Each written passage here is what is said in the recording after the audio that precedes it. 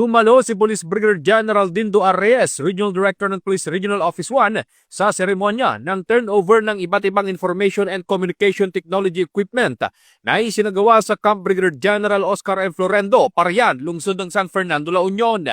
Kabilang sa mga ipinamahaging kagamitan ang 125 printer, 125 scanjet scanner, 89 biometric fingerprint scanner, 89 webcam, 89 tripod, at 82 USB SSD storage device na opisyal na pinagkaloob sa 4 na Police Provincial Office at sa Dagupan City Police Office na nasa ilalim ng Police Regional Office 1.